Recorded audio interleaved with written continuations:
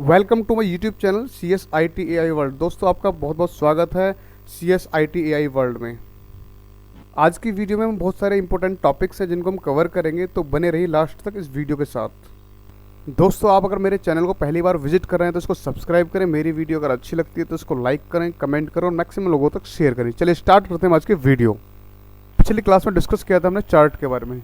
Chart basically data को represent करने के लिए यूज़ करते हैं। एक डायग्राम्स होता है, देखिए चार्ट है, ये पाई चार्ट है और इसमें हमने डेटा को रिप्रेजेंट किया हुआ है। आज हम डिस्कस कर लेते हैं ग्राफ के बारे में। आज डिस्कस कर लेते हैं ग्राफ के बारे में। बेसिकली ग्राफ होता है क्या, इसको हम समझ लेते हैं। बेसिकली ग्राफ की डेफिनेशन को समझने से पहले हम उसके डायग्राम को समझ लेते हैं ताकि ईजिली हम अपने डेफिनेशन को समझ पाएँ। ये जो आपको डायग्राम दिख रहा होगा, बेसिकली ये इसमें एक्स एक्सिस की बात करें, ये जो हॉरिजेंटल लाइन होती है इसको बोलते हैं एक्स एक्सिस और जो वर्टिकल लाइंस होती हैं वो वाई एक्सिस। ठीक है, अब हमने एक्स एक्सिस पर डे को दिखा रखा है, यानी शो किया हुआ है Monday, Tuesday, Wednesday, Thursday and Friday. उसके बाद में टेम्परेचर को हमने रखा है वाई एक्सिस पर, जैसे कि 5 डिग्री हो गया, इधर 10 डिग्री हो गया, 15 डिग्री, 20, 25, 30, इस तरीके से यहाँ पर हमने टेम्परेचर को शो किया हुआ है। सो बेसिकली जो ग्राफ होता है उसका काम होता है किन्हीं भी दो क्वांटिटीज़ के बीच में रिलेशन शो करना या कंपैरिजन को शो करना। सो ये जो आपको लाइट शेड में आपको ब्लू कलर दिखाई दे रहा है, sky blue colour light shade में, ये मैक्सिमम टेम्परेचर को शो करेगा और ये डार्क शेड जो है ये दिखा रहा है आपको मिनिमम टेम्परेचर को किसी पर्टिकुलर डे के लिए। सो हम बात कर लेते हैं मंडे के बारे में। अब जो मंडे है इसमें हमने देखा कि जो इसकी लाइट शेड है ये दिखा रहा है, यानी कि मिनिमम मैक्सिमम जो टेम्परेचर है वो दिखा रखा है 31 डिग्री टेम्परेचर, और जो इसका जो मिनिमम टेम्परेचर हम देखते हैं लगभग बैठ रहा है वो 19 डिग्री टेम्परेचर। ठीक है, सेम हम ट्यूसडे के लिए देखते हैं। ट्यूसडे हमने देखा यहाँ पर इसका टेम्परेचर लगभग 28 डिग्री टेम्परेचर है ट्यूसडे का मैक्सिमम टेम्परेचर, और मिनिमम टेम्परेचर हम देखते हैं लगभग बैठेगा वो 18 डिग्री टेम्परेचर। ठीक है, सो बेसिकली जो ग्राफ होता है उसका काम ही होता है किन्हीं दो क्वांटिटीज़ के बीच में रिलेशन शो करने के लिए या फिर उनके बीच में कंपेरिजन करने के लिए। सो इसी प्रकार वेडनेसडे, थर्सडे एंड फ्राइडे का बीच में हम कंपैरिजन कर सकते हैं या दोनों के टेम्परेचर को शो कर सकते हैं, उनके बीच का रिलेशन शो कर सकते हैं मैक्सिमम मिनिमम के रूप में। ठीक है, अब इसकी डेफिनेशन को समझ लेते हैं। Basically what do you understand by graph, graph से आप क्या समझते हैं, ये है ग्राफ की डेफिनेशन।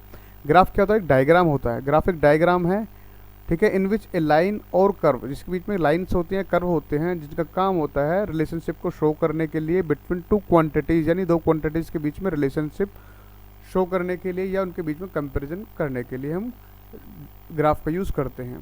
ठीक है, कोई दो क्वांटिटीज़ हो या फिर दो मेजरमेंट हो। Okay, so a diagram in which a line और curve show relationship between two quantities या टू मेजरमेंट, यानी दो क्वांटिटी या दो मेजरमेंट्स के बीच में जो रिलेशनशिप का जो शो होता है वो ग्राफ के द्वारा किया जाता है।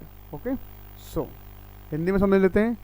ग्राफ से आप क्या समझते हैं। ग्राफ एक आरेख है, एक डायग्राम है, जिसमें एक रेखा या वक्र दो मात्राओं की माप आदि के बीच में संबंध को दर्शाता है, जिसे हम ग्राफ के रूप में जानते हैं। यानी कि बेसिकली दो मात्राओं के बीच में जो रिलेशन जो शो करेगा वो ग्राफ करता है, इसीलिए हम ग्राफ का यूज़ करते हैं। नेक्स्ट है difference between graph and chart. जहाँ पर डेटा को सिंपली रिप्रेजेंट किया जाता है उसको बोलते हैं चार्ट, और जहाँ पर कंपैरिजन किया जाता है उसको बोलते हैं ग्राफ। ये दोनों में बेसिक सा डिफरेंस है। अलग अलग तरीके के चार्ट होते हैं और ग्राफ होते हैं, जैसे कि आपको फिगर में दिख रहा होगा, ये पाई चार्ट है, ये लाइन चार्ट है, स्कैटर चार्ट है, इसको बार चार्ट बोलते हैं, कॉलम चार्ट बोलते हैं इसको, और ये है एरिया चार्ट। ये डिफरेंट टाइप के चार्ट होते हैं जिनको हम यूज़ करते हैं। देन उसके बाद हम डिस्कस कर लेते हैं सॉर्टिंग के बारे में। बेसिकली सॉर्टिंग एक प्रोसेस होता है जिसके अंदर हम डेटा को अरेंज करते हैं मीनिंगफुल ऑर्डर में।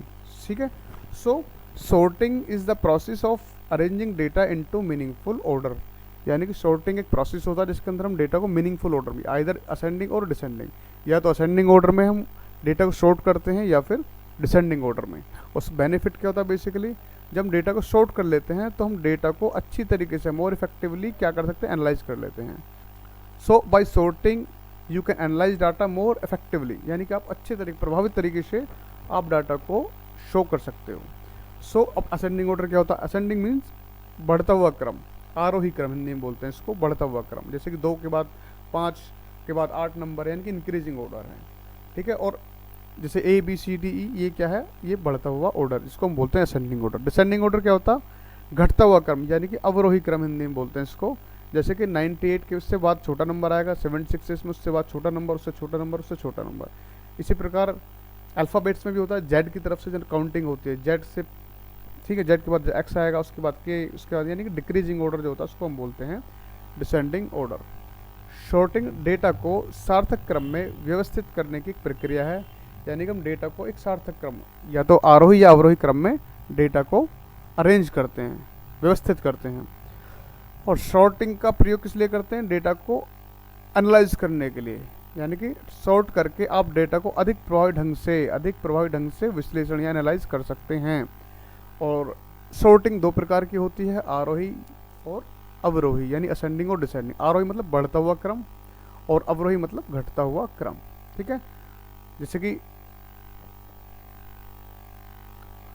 असेंडिंग ऑर्डर मीन्स बढ़ता हुआ क्रम, जैसे 1 2 3 4 5 ये क्या है? बढ़ता हुआ क्रम। ये ABCD ये क्या है? बढ़ता हुआ क्रम। डिसेंडिंग मतलब घटता हुआ क्रम, यानी कि ज़्यादा से कम की तरफ, लार्जेस्ट टू स्मॉलेस्ट नंबर की तरफ, इसको बोलते हैं descending order. What do understand by filter? Filter क्या होता है? फिल्टर एक फंक्शन है। Filter is a function. Filter क्या एक फंक्शन है that allow to sort data within a file according to the requirement. Filter क्या एक फंक्शन है जो अलाउ करता है to sort data within a file according to the requirement, यानी कि हम अपनी रिक्वायरमेंट के अकॉर्डिंग डेटा को सॉर्ट कर लेते हैं फिल्टर फंक्शन के थ्रू। बेसिकली फिल्टर का काम क्या होता है? फिल्टर मीन्स चूजिंग और नॉट चूजिंग सर्टेन इन्फॉर्मेशन, नहीं कोई सर्टेन इन्फॉर्मेशन उसको चूज करें या ना करें, ये काम होता है फिल्टर का। और सॉर्टिंग में क्या है? सॉर्टिंग में चूज करने का ऑप्शन नहीं होता। सॉर्टिंग मीन्स आपको उसने सॉर्ट कर दिया, खत्म कर। असेंडिंग और डिसेंडिंग, फिल्टर में क्या होता है? हम किसी भी इन्फॉर्मेशन को चूज करें या ना करें उस पर स्पेशल कंडीशन लगा करके। From A set of data, यानी कि जितना भी जो हमारे पास डेटा दिया हुआ है उससे हम कौन से इन्फॉर्मेशन में चूज करनी है नहीं करनी है, ये डिपेंड करता है फिल्टर के ऊपर। फॉर एग्जाम्पल यहाँ पर एक टेबल है, रोल नंबर है, जिसमें नेम है, एज है, क्लास है और सब्जेक्ट है। बेसिकली हमें करना क्या है? इस पर फिल्टर लगाना है। सो समझ लेते हैं फिल्टर के बारे में। तो फिल्टर में सबसे पहले करना क्या होता है? हमें एक इस तरीके से एक टेबल क्रिएट करनी होती है। ये जो टेबल है ये दिख रही है आपको, ये टेबल क्रिएट करनी होती है। देन उसके बाद में सिलेक्ट करने के बाद में टेबल को हम जाते हैं डेटा पर। जैसे हम डेटा पर जाएंगे, स्टेप 1 खत्म हो गया। उसके बाद में आपको मिलेगा स्टेप 2 डेटा फिल्टर या ऑटो फिल्टर। यहाँ पर क्लिक करने के बाद में देन हम चूज़ करेंगे एनी कॉलम, हम किसी भी कॉलम को चूज़ कर लेते हैं। फॉर एग्जांपल जैसे हम कॉलम कर लेंगे इस तरीके का, ये हमारे पास में ये फनल, इसको ये जो साइन है इसको हम बोलते हैं फनल साइज, ठीक है। ये जो फनल साइज आ जाएगा, जैसे हम क्लिक करेंगे इस पर, जैसे हमने सब्जेक्ट पर क्लिक करेंगे तो ये पूछेगा कि आपको हिंदी सब्जेक्ट का डाटा देखना है या इंग्लिश का देखना है, मैथ का देखना है। सर लेट सपोज हमने हिंदी को सेलेक्ट कर लिया तो केवल ये उन बच्चों का ही डेटा दिखाएगा जिनका सब्जेक्ट हिंदी है। या मान के चलिए हमने क्लास पर हमने फिल्टर यूज़ किया और हमने देखा कि केवल हम 8th क्लास के डेटा को ही देखना चाहते हैं, तो जैसे हम 8 पे क्लिक किया तो ऑटोमेटिकली जो 8th क्लास के बच्चे हैं केवल उन्हीं का डाटा वो शो करेगा। या एज के अकॉर्डिंग हमने फ़िल्टर लगाया कि जो बच्चे 13 साल के हैं केवल उन्हीं का डेटा शो करे, ठीक है, तो उन्हीं के नाम से उन्हीं का डेटा वो शो कर देगा। इस प्रकार नेक्स्ट है स्प्रेडशीट के फंक्शन क्या होते हैं और फॉर्मूले कौन कौन से होते हैं, इसको हम डिस्कस कर लेते हैं। बेसिक स्प्रेडशीट के अंदर कौन कौन से फंक्शन होते हैं या कौन कौन से फॉर्मूले होते हैं उसको हम पढ़ लेते हैं। पहला फंक्शन है हमारे पास में सम फंक्शन, दूसरा है एवरेज फंक्शन, तीसरा है काउंट फंक्शन, चौथा है मैक्सिमम फंक्शन और तीसरा है minimum function. So basically function को अप्लाई करने के लिए हमारे पास सबसे पहले एक टेबल होना चाहिए, ठीक है। टेबल में हमने डेटा शो कर लिया और टेबल में हमने न्यूमेरिक डेटा भी है ये, और इसको बोलते हैं टेक्स्ट डेटा, यानी कि जो लिखा हुआ डेटा है, यानी कि हम टेबल के अंदर कोई भी हम न्यूमेरिक डेटा या टेक्स्ट डेटा या और प्रकार के डेटा को भी हम इंसर्ट कर सकते हैं। सबसे पहला फंक्शन है सम फंक्शन। सम फंक्शन काम क्या होता है? जितनी भी रेंज को हमने सेलेक्ट किया उसको सम रिटर्न करना, ऐड करना सबको। For example is equal to sum, और ब्रैकेट में हमने क्या करा, एक रेंज को सेलेक्ट किया हुआ है। फॉर एग्जांपल देखिए is equal to sum C2 से लेकर के S2, तो ये जो A B C D E F ये सब क्या है, ये है सब कॉलम, ओके। और ये 1 2 3 क्या है, ये है रो, ओके। सो हमने जो फंक्शन लगाया है वो लगाया C2 में, C2 से लेकर के S2 तक का सम हमें देखना है। तो C तो ये रहा और 2 ये रहा, यानी कि फंक्शन स्टार्ट होगा हमारे यहाँ से, काउंटिंग करेगा यहाँ से और ये करेगा H2 तक, यानी S तो ये रहा और 2 सेकंड हमारी होगी यहाँ पर ये रो, यानी कि C2 से लेकर के S2 का जब हम ऐड करके देखेंगे तो 417 ये ऐड इसका आएगा। देन उसके बाद में एवरेज फंक्शन। एवरेज फंक्शन काम क्या होता है? जो हमने रेंज सेलेक्ट करी है उसका एवरेज निकालना, ठीक है। The average of a range of a cell, for example is equal to average, bracket में स्टार्ट किया हमने, रेंज दिया इसको C2 से लेकर के S2, वही है C2 यहाँ से लेकर के, और हमने S2 का एक हमने रेंज सेलेक्ट कर ली, उसका एवरेज निकाल कर देगा। जैसे हम फंक्शन लगा देंगे तो उसका आंसर रिटर्न कर देगा ये 69.5। देन उसके बाद हम देखते हैं थर्ड फंक्शन काउंट। काउंट का फंक्शन होता है काउंट करना, कितने नंबर ऑफ हमने सेल को काउंट किया हुआ है, ठीक है। Count the number of cell in range, यानी कि जितने हमने रेंज सेलेक्ट की उसमें कितने काउंट हुए हैं। फॉर एग्जांपल समझ लेते हैं is equal to count C3 से लेकर के G3 तक। अब C3 किधर है, C तो ये रहा और C3 ये रहा, यानी C3 से लेकर 1 से G3 यानी कि ये रहा। तो एक सेल होगी, 2 सेल, 3 सेल, 4 सेल, 5 सेल, तो कितनी सेल होगी 5। तो आंसर क्या गया 5 सेल इसने रिटर्न कर दिया। उसके बाद हम पढ़ेंगे मैक्सिमम फंक्शन। मैक्सिमम फंक्शन क्या काम होता है कि जो रेंज दी गई है उसके अंदर मैक्सिमम नंबर कौन सा है वो उसको दे देगा, उसको वो आंसर रिटर्न कर देगा। So maximum function return the maximum value in a range of cell, यानी कि जो हमने रेंज सेलेक्ट किया हुआ है उसके अंदर जो मैक्सिमम नंबर है वो इसको रिटर्न कर देगा। फॉर एग्जाम्पल मैक्सिमम C6 से लेकर के H6 तक हमने देखा, इसका आंसर है 83। चेक कर लेते हैं एक बार, C ये रहा और 6 ये रहा, ठीक है। C6 से लेकर के H6 तक हम देखते हैं कि सबसे बड़ा नंबर है यहाँ पर 83, बिल्कुल सही आंसर। और मिनिमम फंक्शन क्या होता है, return the minimum value in a range of cell, यानी कि जो सेल हमने सेलेक्ट किया हुआ है, जो हमने रेंज सेलेक्ट कर रही है उसके अंदर सबसे मिनिमम वैल्यू किसकी है। तो हमने देखा C6 से लेकर के H6, C6 से लेकर के H6 की मिनिमम वैल्यू है हमारे पास में 62। ये थे डिफरेंट फंक्शंस जिनका यूज़ करते हैं स्प्रेडशीट के अंदर।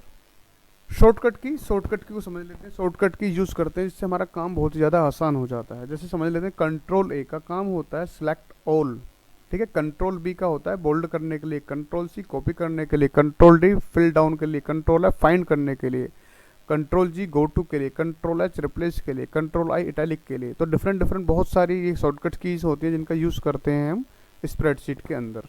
नेक्स्ट हम डिस्कस कर लेते हैं क्वेश्चन आंसर के बारे में। पहला ही क्वेश्चन है ऑब्जेक्टिव टाइप क्वेश्चन, बहुविकल्पीय प्रश्न। पहला प्रश्न है इसके अंदर, समय के साथ डेटा का प्रतिनिधित्व यानी रिप्रेजेंटेशन करने के लिए आप किस प्रकार का चार्ट चुनेंगे। डेटा समय के साथ डेटा को रिप्रेजेंट करने के लिए किस चार्ट का यूज़ करते हैं, तो इसका आंसर है लाइन चार्ट, ठीक है। समय के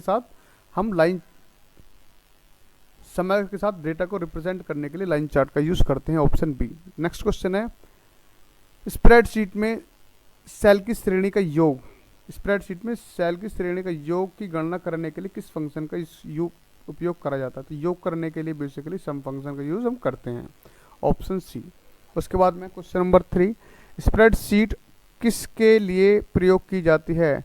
स्प्रेडशीट के हम डेटा को स्टोर करते हैं, डेटा को अरेंज करते हैं, डेटा के अंदर हम कोई भी मैनिपुलेशन कर सकते हैं यानी हेर फेर। अगला प्रश्न है, ओपन ऑफिस कैल्क का उपयोग करने के लिए सबसे पहला कदम क्या है। सबसे पहला कदम है सॉफ्टवेयर को डाउनलोड कर और उसको इंस्टॉल करना, ऑप्शन ए। सॉफ्टवेयर डाउनलोड और इंस्टॉल करें। क्वेश्चन 5, स्प्रेडशीट में सेल किस में व्यवस्थित होती हैं। तो मैंने बताया था रो एंड कॉलम्स की फॉर्म में, यानी कि पंक्तियां और स्तंभ के रूप में सेल बनती हैं, है ना। उसके बाद था क्वेश्चन, ओपन ऑफिस कैल्क में फॉर्मूला क्या शुरू करता है, यानी ओपन ऑफिस कैल्क में फॉर्मूले की जो स्टार्टिंग होती है, जो फंक्शन की स्टार्टिंग होती है, मैंने बताया था आपको इज इक्वल टू साइन से होती है, ऑप्शन सी। उसके बाद में है कि ओपन ऑफिस कैल्क में कार्य का उद्देश्य क्या होता है। ओपन ऑफिस कैल्क में अगला क्वेश्चन, ओपन ऑफिस कैल्क का यूज किस लिए करते हैं, क्या उसके फंक्शन क्या होता है, उसका पर्पस क्या होता है। ऑप्शन ए विशिष्ट गणना करने के लिए यानी कि कैलकुलेशन करने के लिए, बिल्कुल ठीक है। ऑप्शन बी कोशिकाओं को प्रारूपित करने के लिए, नहीं जी, कोशिका ये बायोलॉजी वाली मत समझ लेना, ये है हमारे पास में स्प्रेडशीट वाली कोशिकाएं, ठीक है। सेल इस तरीके से होते हैं, जो एक बॉक्स होता है उसको हम बोलते हैं एक सेल। यस, इसके भी हम यूज़ करते हैं स्प्रेडशीट में। सी है टेक्स्ट का फॉन्ट साइज बदलने के लिए, हाँ जी, स्प्रेडशीट में इसका भी काम करते हैं। तो सिंपल सी बात है, तीनों ही काम हमारे यूज़ होते हैं, तो इसलिए ऑप्शन डी उपरोक्त सभी इसका आंसर हो जाएगा। क्वेश्चन नंबर 8 है, ओपन ऑफिस कैल्क में सेल में टेक्स्ट का फॉन्ट आकार कैसे बदलते हैं। तो आप जाइए फॉर्मेटिंग टूल बार में, फॉर्मेटिंग टूल बार में जा करके हम इजीली किसी का भी टेक्स्ट या फॉन्ट या आकार उसका चेंज कर सकते हैं। उसके बाद में ओपन ऑफिस कैल्क में फॉर्मूले का उद्देश्य क्या होता है। ओपन ऑफिस कैल्क में फॉर्मूला जो हम लगाते हैं वो डेटा पे ऊपर कैलकुलेशन करने के लिए हम करते हैं, तो डेटा पर गणना करने के लिए ये इसका आंसर हो जाएगा। ठीक है, उसके बाद हम पढ़ते हैं ट्रू एंड फॉल्स, क्या सही है और क्या गलत है, इसको डिस्कस कर लेते हैं। आप स्प्रेडशीट में डेटा सॉर्ट कर सकते हैं, बिल्कुल सही बात है जी, कर सकते हैं। डेटा का सॉर्टिंग हमने सीखी थोड़ी देर पहले। उसके बाद में स्प्रेडशीट में चार्ट जोड़ सकते हैं, बिल्कुल स्प्रेडशीट के अंदर चार्ट ऐड कर सकते हैं हम। अगला क्वेश्चन है, आप टेक्स्ट फाइल से स्प्रेडशीट में डेटा को आयात कर सकते हैं, यानी टेक्स्ट फाइल जो होती है विनवर्ड वगैरह पर, उसके डेटा को आप स्प्रेडशीट में ला सकते हैं, नहीं ला सकते। अगला क्वेश्चन है, एक स्प्रेडशीट का उपयोग केवल संख्यात्मक डाटा न्यूमेरिक डेटा को स्टोर करने के लिए करते हैं, बिल्कुल गलत है जी। न्यूमेरिक के साथ साथ हम टेक्स्ट डेटा या और भी डेटा का यूज़ कर सकते हैं, तो ये बिल्कुल गलत आंसर। उसके बाद में ओपन ऑफिस कैल्क का उपयोग, ओपन ऑफिस कैल्क उपयोग करने के लिए स्वतंत्र है, बिल्कुल फ्री ऑफ कॉस्ट है जी, बिल्कुल हम इसको डाउनलोड कर सकते हैं, यूज़ कर सकते हैं। अगला अगला क्वेश्चन है, ओपन ऑफिस कैल्क में सूत्र केस संवेदी होता है, यानी कि फॉर्मूला बार, इसका मतलब क्या होता है, फॉर्मूला बार होती है, बिल्कुल होती है जी फॉर्मूला बार, इसका आंसर ये सही है। अगला क्वेश्चन है, स्प्रेडशीट में पहले सेल को A1 से लेबल किया गया है, बिल्कुल सही बात है। उसके बाद में है H क्वेश्चन, आप स्प्रेडशीट में डेटा को रंग के अनुसार क्रमिक कर सकते हैं, अरेंज कर सकते हैं, बिल्कुल कर सकते हैं हम डेटा को अकॉर्डिंग टू द कलर। उसके बाद में अगला क्वेश्चन है, ओपन ऑफिस कैल्क में स्प्रेडशीट में छवियां यानी इमेज नहीं जोड़ सकते, तो ये गलत है। हम स्प्रेडशीट के अंदर हम किसी भी इमेज को ला सकते हैं, तो ये इन्होंने गलत दिया हुआ है। उसके बाद में है, संख्याओं का एक समूह का औसत ज्ञात करने के लिए आप ओपन ऑफिस कैल्क में ऑटो फंक्शन का उपयोग कर सकते हैं, बिल्कुल सही बात है जी, हम ऑटो फंक्शन का यूज़ करके हम किसी भी संख्या का औसत निकाल सकते हैं। ये थे ट्रू एंड फॉल्स। आगे बात कर लेते हैं लघु उत्तरीय प्रश्न के बारे में। पहला ही क्वेश्चन है, स्प्रेडशीट क्या है। स्प्रेडशीट के बारे में आपको बता चुका हूँ पहले ही, स्प्रेडशीट क्या होती है, किस लिए यूज़ करते हैं। स्प्रेडशीट में सॉर्टिंग का उद्देश्य क्या होता है, डेटा को अरेंज करना, असेंडिंग या डिसेंडिंग। उसके बाद क्वेश्चन नंबर 4, डेटा का विश्लेषण यानी एनालाइज करने, डेटा को एनालाइज करने के लिए आप स्प्रेडशीट का उपयोग कैसे कर सकते हैं। तो सबसे पहले हम एक टेबल बनाएंगे, ठीक है, उसके बाद हम डेटा को एनालाइज कर सकते हैं, उसके अंदर मैक्सिमम फंक्शन मिनिमम फंक्शन का यूज़ करके हम डेटा को एनालाइज कर सकते हैं। उसके बाद में क्वेश्चन नंबर 2, स्प्रेडशीट में विभिन्न प्रकार के चार्ट पर चर्चा करें। मैंने बताया था चार्ट क्या होता है, कितने प्रकार के होते हैं, डिफरेंट टाइप के चार्ट होते हैं जिनको हम यूज़ करते हैं। आज की वीडियो में सारे क्वेश्चंस को हमने कवर कर लिया। जो इस प्रकार हमारा लेसन नंबर 1 कंप्लीट होता है। सारे क्वेश्चंस मैंने करा दिए हैं, सारे टॉपिक्स को मैंने कवर करा है। यदि किसी को कोई भी डाउट होता है तो मुझे कमेंट सेक्शन में अपना क्वेरी छोड़ दें, और अगर मेरा वीडियो आपको अच्छा लगा उसको लाइक करें, कमेंट करें और बाकी लोगों तक शेयर करें।